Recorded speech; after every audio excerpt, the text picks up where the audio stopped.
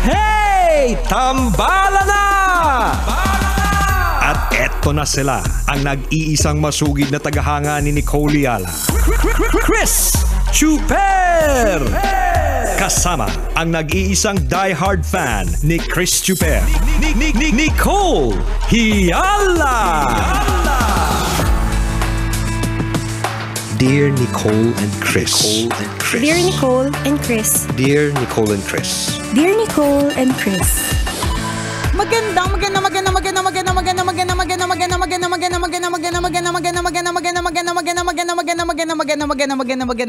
morning, Luzon, Visayas at Mindanao Metro and Mega Manila. It's a Feel Good Tuesday. Hi, partner! Hi, partner! Hi, mga kabisyo! Sayaw ka muna. Lambada na!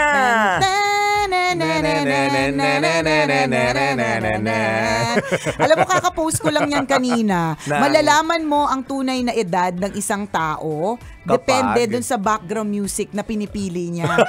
Kasi kanina nagpost ako ng reel. Tapos ang pinili ko talaga, La Isla Bonita. Alam na talaga, yung kahit hindi mo ideklara yung edad, nagkakaalaman na. Nakakaloka. Pero alam mo, pansinin mo yung mga, speaking of mga songs, partner, no? Madami mga kanta na akala natin ay actual safe songs. Pero kapag binasa mo pala talaga yung lyrics, parang, bastos pala yun. Ang daming ganun at nakakagulat kasi yung anak ko, partner, as a twin, diba? 10 years old yun eh. Ano na yun eh, siya ay nagsa-Spotify, yan yung mga maraming mga memorized na nakanta. Correct. Tapos yung mga kanta niya, yung mga kanta ng yung mga batch nila, yung mga ganyan. Tapos kapag halimbawa, meron siyang pinapakinggan na kanta na lagi niya kinakanta, ang title Ex-Wives. So doon sa title pa lang ng Ex-Wives, alam mo nang ibig sabihin noon. Tapos may mga kinakanta niya, pumipikit-pikit pa siya. Kahit alam ko hindi niya naiintindihan pero yung mga words parang may divorce, may mga nakakaloka. Ano ba yun? Na hindi pa dapat sa mga bata, sa edad niya. Sa edad niya. Kaya lang, syempre, exposed sa social media. Alam mo yun? Kaya nga, iba na yung pagpapalaki ng mga bata ngayon compared sa pagpapalaki ng mga bata noon. Noon talaga, isang tingin mo lang kasi mali yung pinatugtog na kanta, 'di ba? Titigan mo lang naman sa mga anak mo, 'di ba? Titiklop na 'yan eh. Ngayon nakikipagtitigan sila pabalik, 'di ba? Akala siguro nila laro. Nakikipaglaro na naman yung nanay ko, titigan kami sino mananalo. Nakakaloka. Gracious. Kasi yung mga kanta, yung mga kantang, albawa, meron siyang, basta may isa siyang kantang pinapakinggan na parang tungkol sa mga dugo. Ano ba ito? Kaya yung Spotify rap ko, parang, kung ikaw ay merong Spotify, alam mo yan eh, parang ano ba yung mga pinakinggan mo mga kanta, ano ba yung mga pinakinggan mo podcast, and hopefully, Tambalan Podcast is one of it, no? Madami naman nagsisend sa atin na nasa top 5 tayo nila or top 1 ng mga podcast that they listen to for the year, di ba? So yung akin partner, hindi ko kalala yung mga artists dun sa music kasi share kami ng Spotify para nga maintindihan ko yung mga music niya. Totoo. Tapos may mga dugo, ewan ko ba kung partner, kung may mali siya lang akong tao. Siguro, malisyoso kasi tayo, adult na tayo, di ba? Na parang nakitaan ko lahat ng double meaning, lahat ng mga kantang pinakikinggan niya. Na hindi ko na mapigilan kasi yun yung mga kanta nila. Yun na, kasi yung available online. Correct. Na ang sa akin nga, hindi mo nga naririnig sa radyo yan. Hindi mo naririnig yan.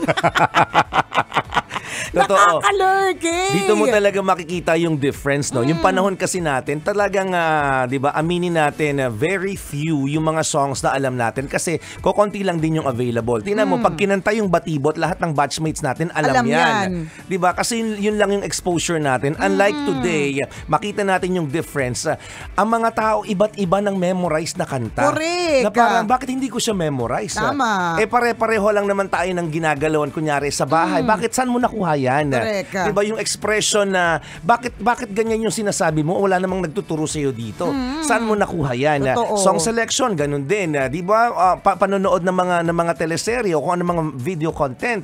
Diba? Saan mo nakuha yan? Saan mo napanood yan? Bakit alam mo yan? Diba? Kasi sobrang diverse po yung Ang dami na yung masyado selection natin ngayon. Correct. Sobrang ang dami. Diba yung sabi mo nga, partner, yung pagdating sa mga artista, influencer, tsaka singer. Hindi na natin kilala lahat hindi na natin talaga kilala lahat. Yung magugulat ka na lang na parang sino tong in-invite? Kasi syempre tayo, partner, bilang mainstream tayo. Ano ibig sabihin ng mainstream? Ano nga ba ibig sabihin ng mainstream sa Tagalog, partner? Ano? Yung maayos, partner, nag-iisip ka ng ano. Wala ka talagang tiwala sa akin. Yung tsura mo, hindi kasi katiwa-tiwala. Yung mga sagot na pabalang na naman. may mga naiisip ka na naman pabalang na explanation di ba? Mainstream, ibig sabihin na sanay tayo dun sa traditional, di ba? So kapag halimbawa, nag-host kami ng isang event, kilala namin yung mga traditional na mga iniimbitahan. Let's say na mga singers, kilala namin yung mga traditional. Pero minsan may mga o kaya pati banda, di ba? Pero minsan may mga naiimbitahan na, ay, sino siya? Di ba? Tapos syempre dahil niisip mo, big event ito, bakit siya in-invite? Di ba? I-search mo, pagtingin mo, million yung streams sa Spotify, o di naman kaya million yung followers sa ganitong account, hindi mo nakilala lahat. Yung sinasabi ni partner na diverse, masyado ng malawak. Ang lawak ng library. Correct, hindi na natin makontrol pati. Oo. Di ba? Hindi katulad dati. Ay, ano ba yung mga kanta dati ng mga bastos na bawal pa kanta sa atin ng mga magulang natin. May ganun kasi alam natin na yun lang yung kanta noon na double meaning o kaya yun lang yung kanta na iba yung isang kanta na pumatok alam ng lahat. Yun eh. Correct. Diba? Unlike ngayon may isang pumatok hindi alam ng lahat. Hindi memorize ng lahat. Kasi meron siyang ibang alam na patok din. Correct. Diba? Ganun siya sa artista. Naalala ko nung huli nating event na nag-host tayo. Sabi ko, kilala ko naman yung banda pero hindi ko masabayan yung kanta. Pero, yung mga tao talagang akala mo nakapikit pa, naiiyak pa. Diba? Sabi ko, bakit alam nila? Ba't hindi ko alam? DJ ako. Kaya kapag ganyan, may mga game show, tapos game show, tapos ini-invite yung tambalan, yung mga DJs, tapos yung tema ng game show songs, yung nag-expect sila na alam ng DJ lahat, hindi na po. Baka siguro dati. Noon una siguro. Dati siguro, pero ngayon hindi na. Sobrang hindi namin alam. Ang daming mga songs na parang hindi namin napakinggan ever. Tama. Tapos yung mga tao, pag tinugtog, sabay-sabay silang kumakanta. Sabi ko, nasan kami? Oo. Sana ko nung nauso yan. Tulog ba ako? Ilan mo na ako nagtutulog? Nag-hibernate ba kami ng mahabang panahon? Natulog ba kami ng mahabang panahon para hindi namin nasaksihan ang mga kantang yan? Correct. Pero yung banda kilala. Pero siguro malamang yung banda kahit na mainstream or traditional o yung usual, yung nauso na mainstream dati, baka nag-adjust na din sila. Alam nga namang yung pa rin yung kantahin. Totoo. Kaya may mga ganyang eksena. Ganun talaga. Ibig sabihin, sa mundo ngayon, hindi mo pwedeng ipaliwanag na ito na lang yung kinagisnan ko eh. Hindi. Hindi pwede. Dapat nag-a-adjust ka din. Hindi lalo pwede, na ngayon. Correct ka. Hindi mo pwedeng sabihin, kasi ito na yung kinalakihan namin. Ito lang yung pwede kong gawin. Hindi. Naku, papalitan ka ng AI. Sinasabi ko sa'yo. Papalitan ka dyan, di ba? Hindi tumitigil ang pag-ikot ng mundo, mga kaibigan. Lalong-lalo na po ngayon, mas mabilis ang galaw ng ng bawat bagay. Correct ka. Kunyari, yung alam mo ngayon, maaaring bago na pagdating ng 2 years later. Totoo. Di ba? Hindi na siya updated. Sabi ko nga yung sa'yo cellphone na lang, yun yung basis doon. Tama, cellphone. Yung pa lang parang kalalabas lang nito, feeling ko bago pa. Hindi, may lumabas na max niyan, ultra niyan, yung specs mega to the maximum. Sa hawak na cellphone mo ngayon. Sabi ko nga sa'yo, partner, yung mga kanta nung nauso nung pandemic, lahat gumawa, lahat yun eh. Yung kantang yan, partner, pagka tinutugtog yan, ng Love Radio ang sasabihin ng anak ko sa akin, Mom, that's so 2020. Sabi ko, what? Hanggang ngayon, kumakanta pa rin ako to the highest level sa mga 80s na songs. Yung parang lumang-luma sila sa 2020. Ganun na yung mga tao ngayon na sa sobrang yung bilis, nalulumaan na sila dun sa mga bago pa. Para sa akin, bago pa yung 2020. Oo naman. Taon pa lang yung nakalipas. Pero yung pagkaano niya, yung pagkasabi niya na parang totoo, tinutugtog. That's so 2020. Minsan nga may mga ano pa siya, that's so 2021. Minsan nga meron pang that's so 2022, yung ganyang pelikula, itsura, ganyan sasabihin niya, that's so last year. Last year lang yan. Meron ako mo kakilala 10 years na hindi pa nakaka-move on sa jowa, di ba? So hindi mo pwedeng sabihin, that's so 2022, that's so last year lang, di ba? Totoo yan. Sobrang fast-paced po ang buhay ng mga tao ngayon because of Super. technology, because of Tama. the online platform. Di ba halimbawa restaurant, maganda ring example to Pag nag-name ka dati ng restaurant during the 90s or early 2000, Correct. alam mo Correct. kunyari, saan yung Siopawan na sikat? Oo. Iisa lang siya o dalawa lang siya na alam mo. Ngayon, mag-name ka ng mga Chinese restaurant, ang daming iba't iba na parang, saan yan? Oo. Pero ang pinupuntahan din ng mga Correct. tao, patok Totoo. din yung restaurant na yon. Truly. Diba, unlike dati pag sinabi mo, Mamun Look, alam mo yan. Oo, lahat alam. Alam yan. At isa lang yan, pati. Correct ka. Oo. Ngayon, ang dami ng Siopawan na masasarap na talagang panlaban din. Correct. Mga gano'n. So parang lumaki yung selection natin, dumami yung pagpipilian ng mga tao. Kaya minsan kahit alam mo na, hindi pa rin alam ng ibang tao. Na feeling mo, ay, alam ko na lahat, sikat ako. Kasi pinupuntahan ko yung restaurant na to, pinupuntahan ko yung mall na to, tinatangkilig ko tong produktong to. Hindi, marami ring produkto na patok sa akala mong mas patok na sa'yo. Tama. Dati nga ang mga malls, ilan lang eh. Totoo, isa Diba? rin yun. Ngayon magugulat ka, may ganun? Oo. May ganun mall?